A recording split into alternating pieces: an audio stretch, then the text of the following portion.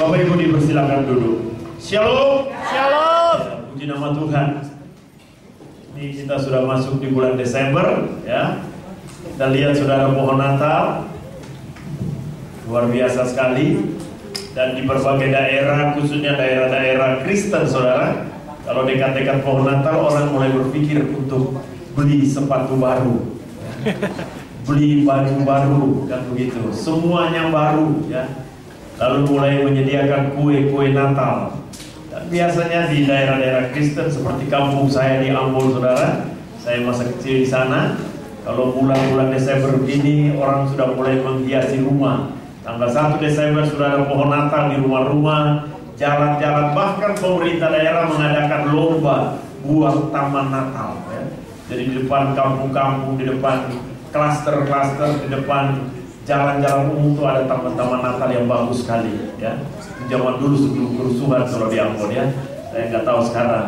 Tapi itulah keindahan, ya. Tapi yang jadi persoalan yang sangat kontradiksi dengan segala sesuatu yang terjadi, yaitu sikap hidup, ya.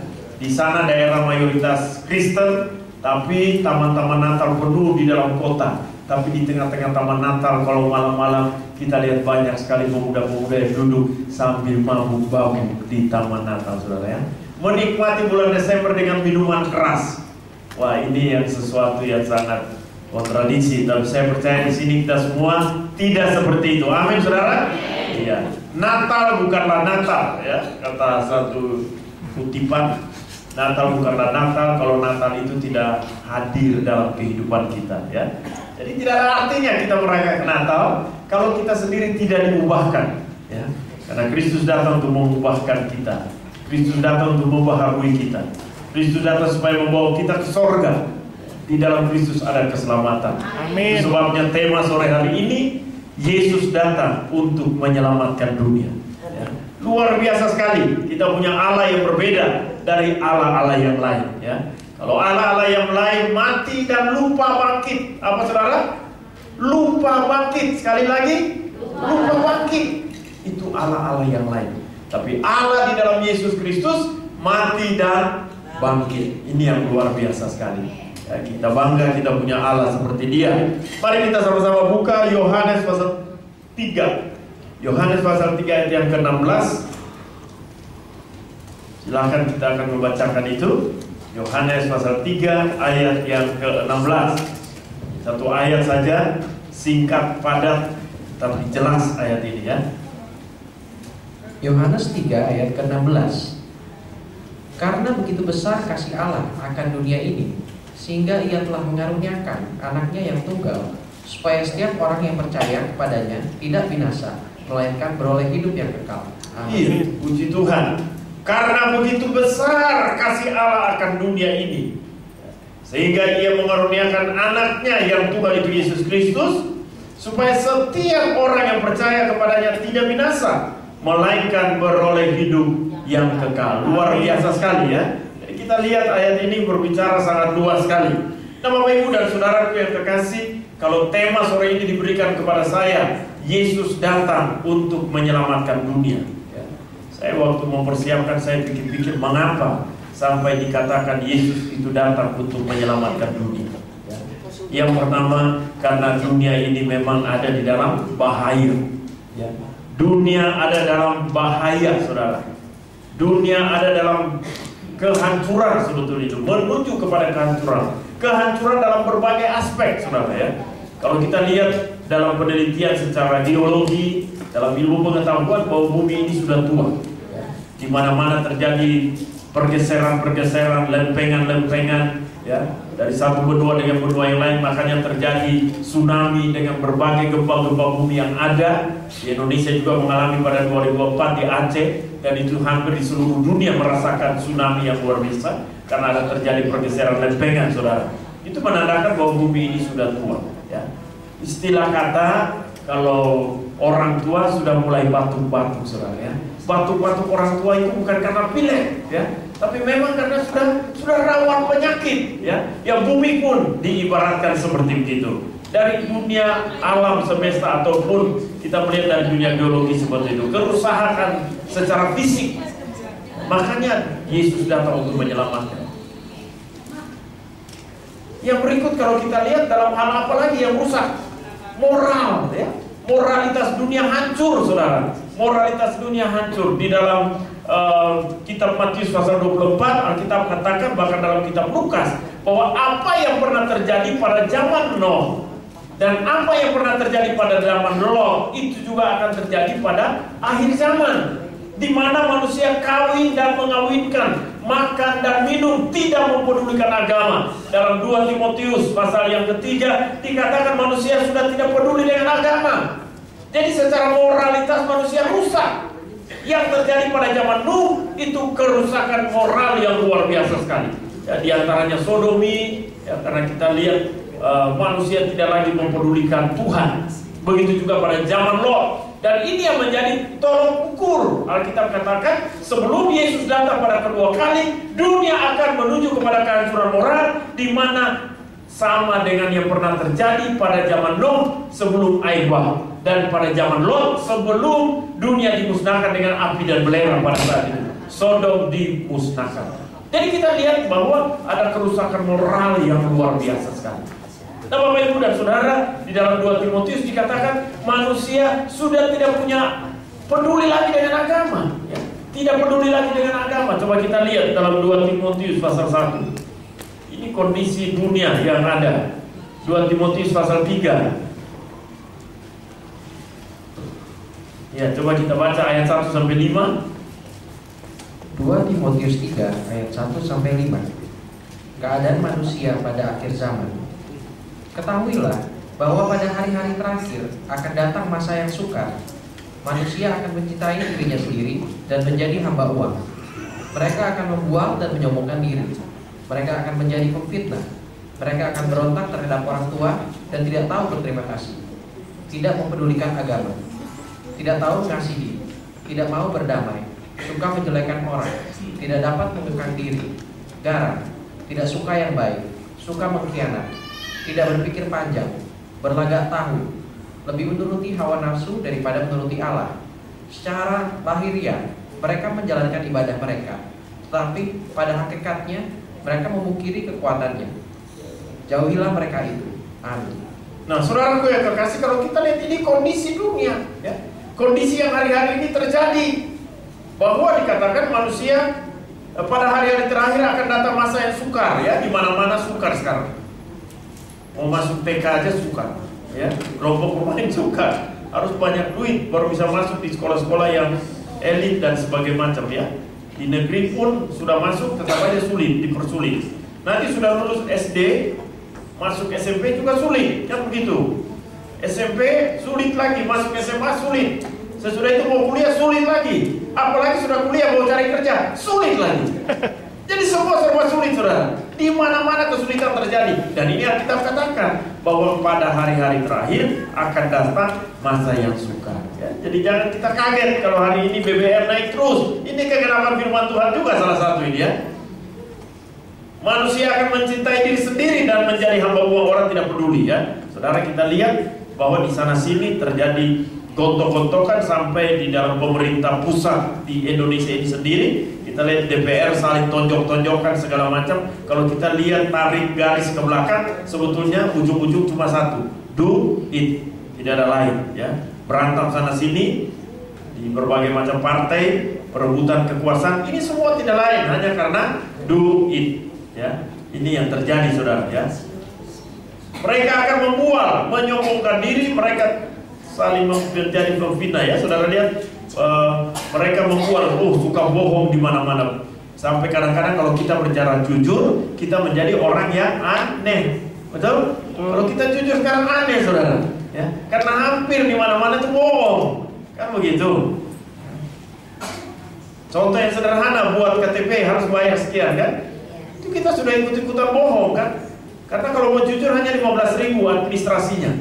Tapi kadang-kadang kita sampai 150, 200 SIM juga demikian, kan?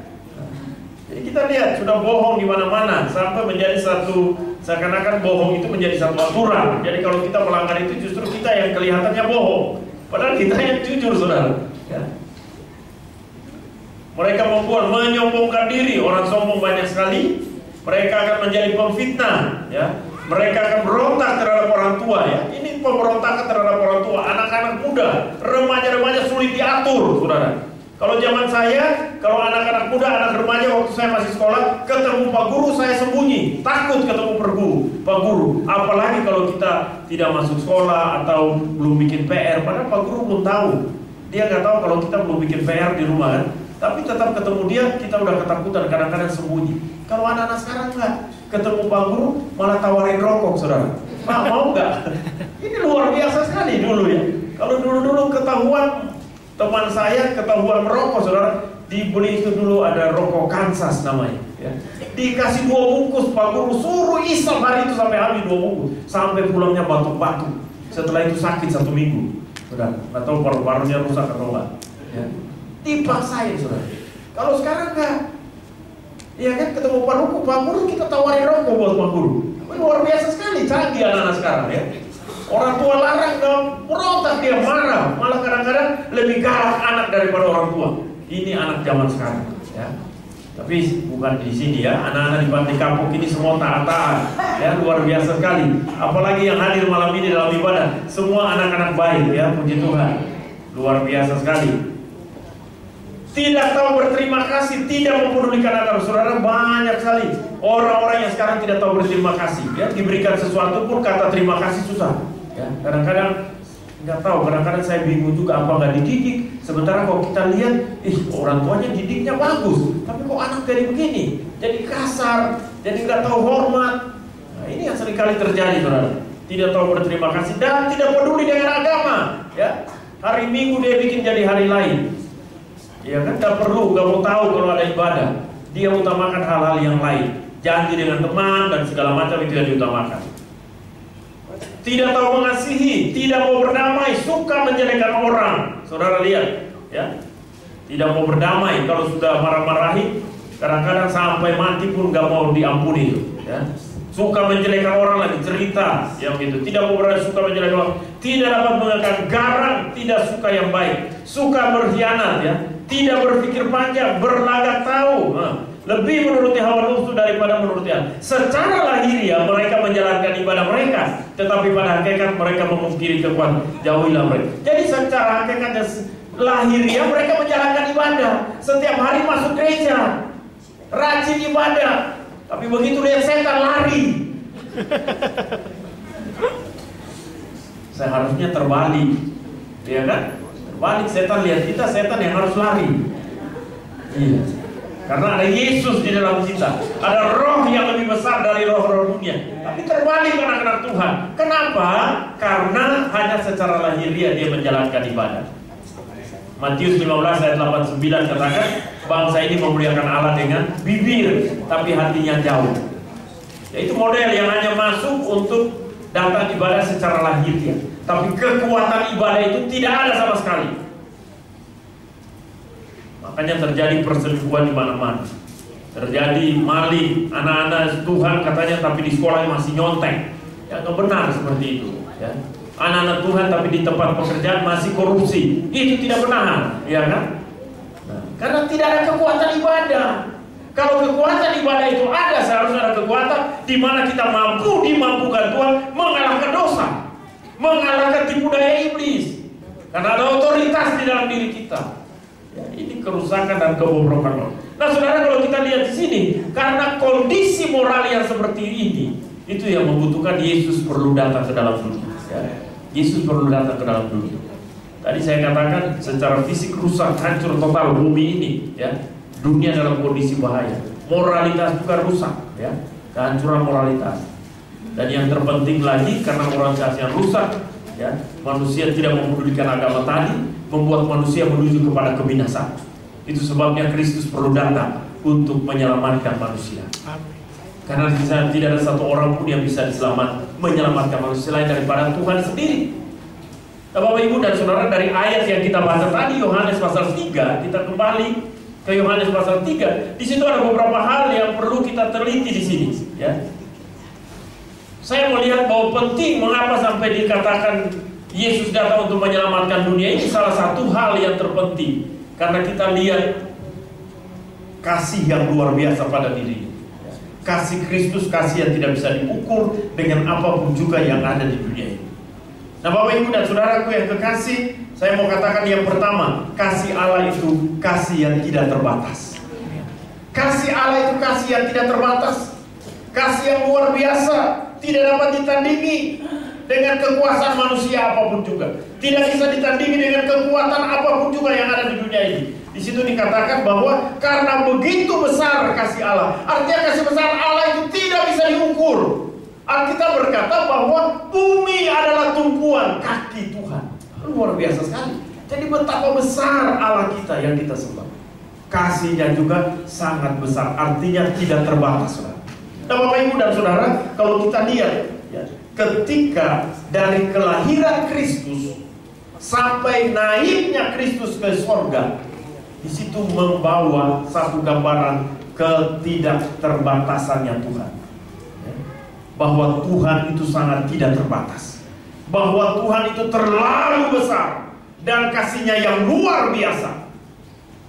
Waktu lahir, kita tahu dia lahir melalui seorang perawan Maria, seorang wanita yang masih perawan, saudara, belum pernah dijamah oleh laki-laki, tapi aneh bin ajaib, dia bisa hamil. Itu hanya karena perbuatan mujizatnya Tuhan. Ketidakterbatasan, ya, artinya Tuhan begitu tidak terbatas, saudara. Tidak bisa dibatasi dengan pikiran manusia, tidak bisa dibatasi dengan ilmu biologinya kita. Bagaimana mungkin seorang wanita yang belum bersuami bisa hamil? Ini hanya karena perbuatan Allah, ketidakterbatasannya dia. Luar biasa sekali. Malaikat datang kepada Maria, engkau akan mengandung seorang anak laki-laki dan menamakan dia Yesus, karena dia yang akan menyelamatkan dunia. Luar biasa sekali. Dan saudara tahu Yesus Kristus adalah Tuhan. Dia Allah 100%, tapi dikatakan juga dia manusia 100%. Kenapa? Karena yang dalam dirinya itu terkandung keilahian Allah 100%. Tapi dalam dirinya sebagai manusia juga terkandung kemanusiaannya yang 100% tadi. Karena dia lahir lewat seorang perawan Maria. Tapi dia tidak disebut sebagai manusia berdosa. Dan dia datang untuk menyelamatkan kita. Melalui proses yang demikian itulah dia bisa menyelamatkan saudara dan saya. Karena kita semua yang hadir di sini adalah manusia berdosa. Kita ada karena hasil hubungan daripada suami istri atau bapak dan mama kita.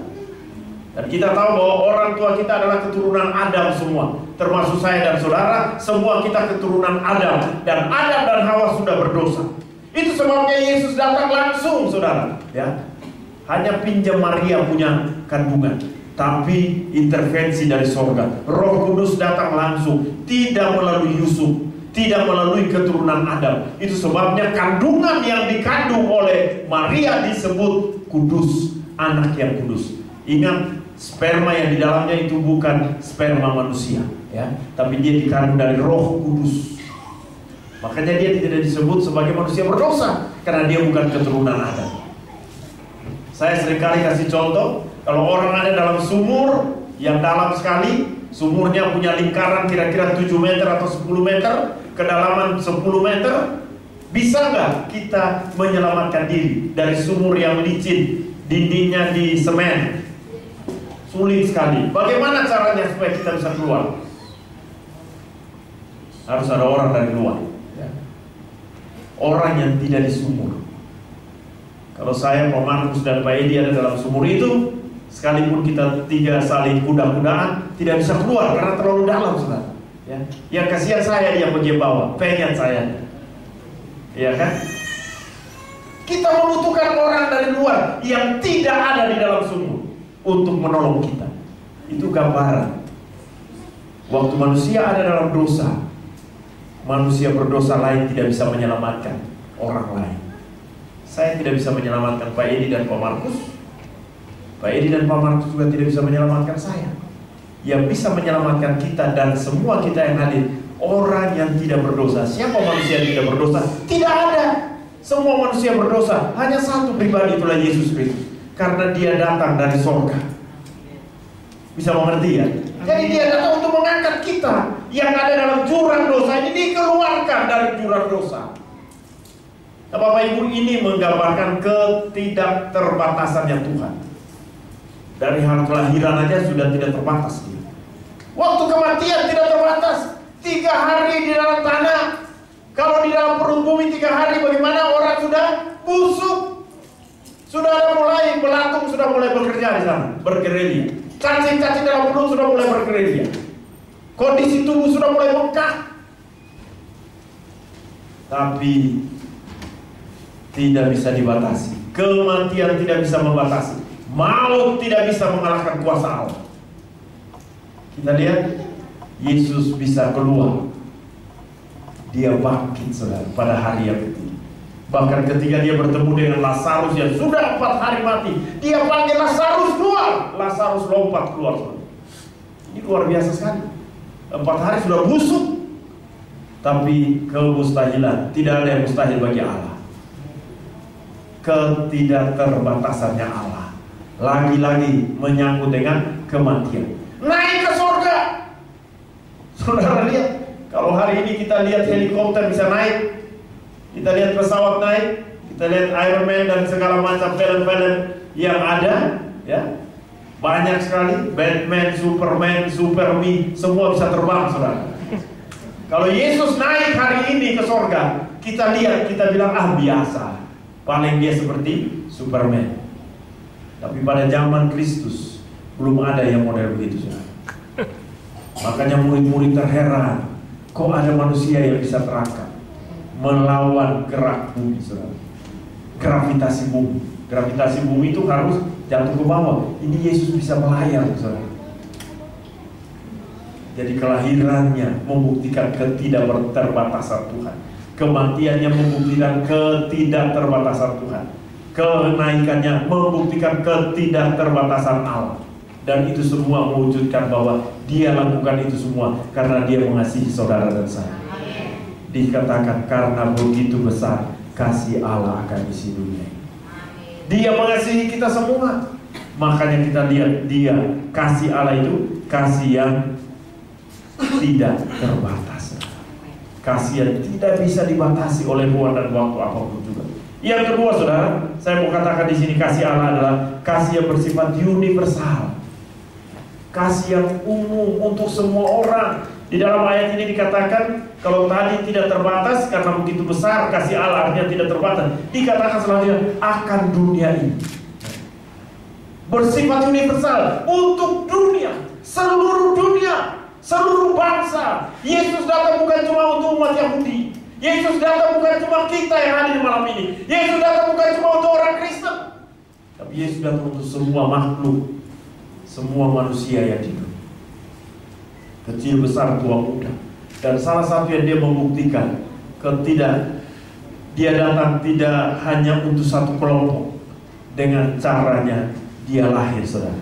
Yesus lahir di mana, saudara? Di istana Herodes? Tidak, di kandang. Kalau dia lahir di istana Herodes, hanya kalangan bangsawan yang datang kepada dia. Hanya orang-orang yang punya kepeng atau duit yang datang kepada dia. Hanya orang-orang yang punya kedudukan, punya jabatan. Hanya orang-orang kaya yang bisa datang ke istana, mungkin dengan bayaran, mungkin dengan kehormatan. Tapi bagaimana dengan masyarakat, rakyat jelata, orang-orang miskin? Tentu tidak bisa melihat Yesus karena istana terlalu megah bagi mereka. Tapi Yesus memilih jalan lahir di kandang yang hina. Supaya apa? Semua orang dari serata masyarakat yang manapun juga, yang kaya boleh datang ke sana, yang miskin boleh datang ke sana, yang tua boleh datang ke sana, yang cacat boleh datang ke sana, yang hitam boleh datang ke sana, yang putih, yang coklat, yang apa, semua bangsa, semua manusia bisa datang ke sana. Saudara, di sini kita punya kandang, tapi kandang ini cukup megah. Ya, beda dengan kandang waktu Yesus lahir. Kandang yang waktu Yesus lahir paling tidak baunya kurang sedap. Ya, karena dalam kandang biasanya domba itu bukan manusia. Lalu dia cari toilet, saudara. Ya, domba itu di mana dia tidur, di situ juga dia pret, ya kan? Jadi pasti bau. Tapi Yesus lahir di sana supaya orang-orang yang paling hina sekalipun itu diselamatkan. Artinya kasih Allah itu bersifat universal. Ya. Dia tidak memilih-milih, tidak memandang bulu siapa saja yang namanya manusia, yang namanya bernafas itu mencari Tuhan. Ya. Kita lihat dia datang untuk mereka semua. Yang ketiga, saudara, yang ketiga kita lihat dia di sini dikatakan kasih Allah akan, sehingga dia mengaruniakan anak yang tunggal. Ya. Dia mengaruniakan anaknya, dia memberikan Yesus Kristus kepada dunia. Artinya menggambarkan dia Allah yang di sorga, Allah yang begitu mulia, Allah yang begitu kuas, kudus di takhta kemuliaan. Tapi dia harus turun menjadi hina, saudara. Artinya apa, saudara? Artinya dia datang ke dalam dunia mencari saudara dan saya. Kasih Allah yang ketiga artinya kasih yang mencari. Kalau kasih Allah yang pertama bersifat kasih yang tidak terbatas. Yang kedua kasih Allah yang bersifat universal. Kasih Allah yang ketiga artinya kasih yang mencari. Dia mencari kita. Bahkan sejak dunia ada, sejak Adam dan Hawa jatuh ke dalam dosa, dia Allah pun mencari kita. Dalam Kejadian pasal 3 ayat yang ke 9 dan 10 di situ dikatakan, coba kita lihat Kejadian 3. Kejadian 3 ayat ke-9 dan ke-10. Tetapi Tuhan Allah memanggil manusia itu dan berfirman kepadanya, "Di manakah engkau?" Ia menjawab, "Ketika aku mendengar bahwa engkau ada dalam taman ini, aku menjadi takut, karena aku telanjang, sebab itu aku bersembunyi." Amin. Ya, di situ dikatakan ketika Allah memanggil manusia, "Di manakah engkau?" Mereka menjawab dia, "Ketika kami mendengar, ya, kami menjadi takut karena kami telanjang lalu kami bersembunyi." Ketika mereka telah melanggar firman Tuhan, mereka hidup dalam ketakutan, saudara. Ketika mereka melanggar firman Tuhan, mereka sudah merasakan mereka ada dalam ketelanjangan. Bahkan di situ dikatakan mereka bersembunyi. Saya mau katakan ketika kita hidup dalam dosa, kita mulai hidup di dalam ketakutan. Kita mulai hidup dalam ketakutan. Ketika kita mulai melakukan dosa, kita mulai hidup dalam ketakutan. Contoh yang sederhana, kalau orang yang belum pernah mencuri, ya, ketika dia mulai pertama kali mencuri, dia ketakutannya minta ampun. Dia akan lari bersembunyi. Begitu orang bilang, dia lihat ada polisi lewat, dia pikir polisi mau datang tangkap dia. Ya, hidup dalam ketakutan. Apalagi kalau membunuh, saudara. Begitu dia pulang ke rumah, dia cepat-cepat simpan. Kita lihat aja kasus-kasus di dalam ini. Itu orang ketakutan kalau membunuh yang baru pertama. Ya, kita lihat dia amatir sekali, dia ketakutan, dia sembunyi langsung, minta ampun. Karena apa? Sudah jatuh, sudah melakukan pelanggaran yang besar seperti itu. Orang yang melakukan hubungan seks sebelum nikah, pulang tetap diwarnai dengan ketakutan. Takut wanitanya mungkin hamil, takut ketahuan orang tua, hidup di dalam ketakutan. Hidup di dalam ketakutan. Dan biasanya di situ dikatakan ketika mereka hidup dalam ketakutan, ya, mereka menyadari bahwa mereka telanjang. Biasanya orang sudah jatuh di dalam dosa, baru ada pikiran sadar, "Aduh, kenapa saya bunuh?" Ya kan, kita lihat ya, istri bunuh suami atau suami cekik istri, ya. Kadang-kadang dia nyesal, "Pak, saya nyesal, tadi soalnya istri saya mau pukul saya, emosi, buat saya jadi marah, akhirnya saya cekik dia, tau-taunya dia mati, saya nyesal sekali." Nah, kesadaran itu mulai timbul, ya. Penyesalan itu selalu belakangan. Waktu Adam dan Hawa sudah makan itu ketakutan, baru mereka sadar, "Aduh, kami udah telanjang." Tadi mereka kesadar kalau mereka telanjang juga, saudara. Tapi begitu melakukan dosa, baru sadar, "Aduh, kami udah telanjang." Kita juga seringkali begitu, saudara. Udah melakukan pelanggaran baru nyesal, "Aduh, kenapa begini?" Ini, saudara. Lalu bersembunyi, ya. Kalau sudah seperti itu, kita mulai bersembunyi, ya. Bersembunyi. Dan banyak anak-anak Tuhan yang bersembunyi dalam gereja. Karena bersembunyi dalam gereja itu paling aman, saudara. Kalaupun ada penjahat sore ini di antara kita, polisi datang sulit untuk mencari mana yang jahat. Jangan-jangan yang di mimbar itu yang jahat karena pakai kumis. Bisa jadi, saudara. Bisa jadi seperti itu. Karena sulit mau lihat. Karena di tempat tersembunyi yang paling aman itu di gereja, saudara. Kalau saya lihat dari depan sampai belakang kita semua seperti malaikat, saudara. Betul, cuma ada malaikat yang putih, ada yang hitam, ya. Berkumis lagi malaikat. Saya seringkali di Sentul, saya bilang buat jemaat saya begini, kita harus berdoa supaya pada waktu kedatangan Tuhan pada kali yang kedua itu jam 9 pagi. Kenapa jam ibadah kita di Sentul jam 9 pagi? Karena menurut saya kalau Yesus datang jam 9 pagi, pasti JKI Skop itu semua terangkat ke surga. Semua mukanya seperti malaikat kalau lagi ibadah, saudara. Bahaya kalau nanti sudah bubaran ibadah, ya. Mulai nongkrong ibu-ibu, mungkin mulai ngomongin orang lain. Kan begitu bahaya. Kalau jam 11, di Pantina Kampung yang selamat semua, Pak. Yang bahaya orang Bogor yang Sentul sudah bubaran.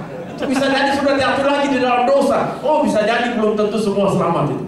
Tapi kalau Yesus datang persis jam ibadah, saya jamin semua kita diselamatkan. Seperti malaikat semua.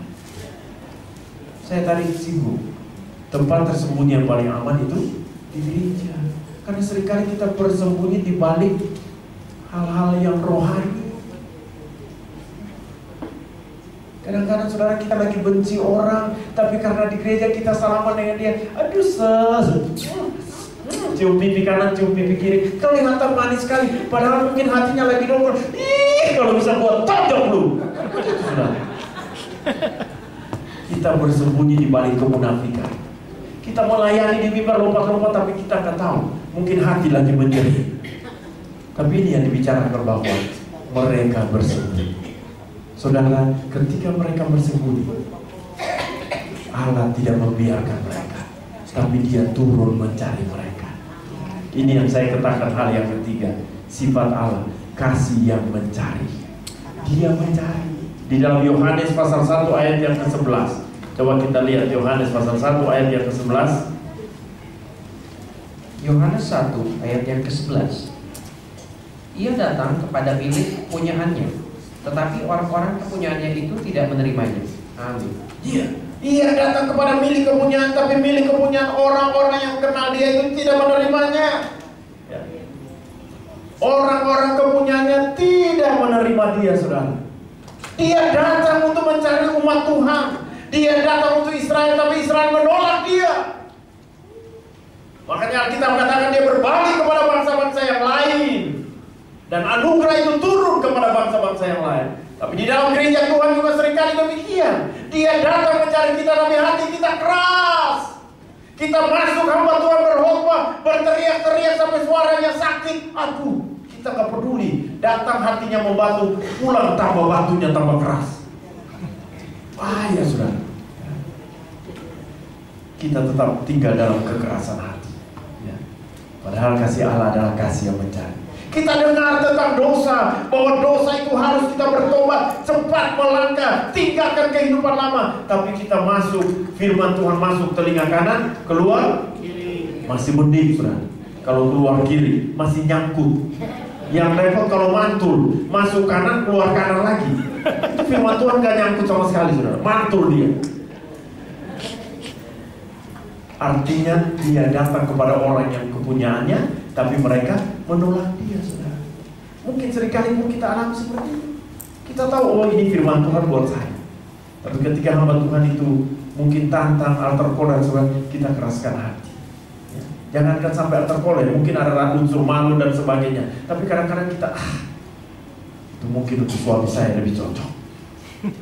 Itu untuk istri saya yang di rumah itu yang tidak datang.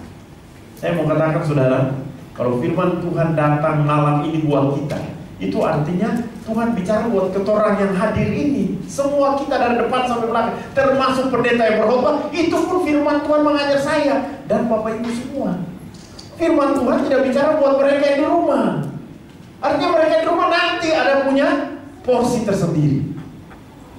Tapi seringkali kan kita begitu. Dengan firman Tuhan itu kita langsung, wah ini istri saya yang di rumah ini cocok ini kayaknya. Selalu sayang dia tidak hadir. Padahal ini firman, padahal salah, saudara.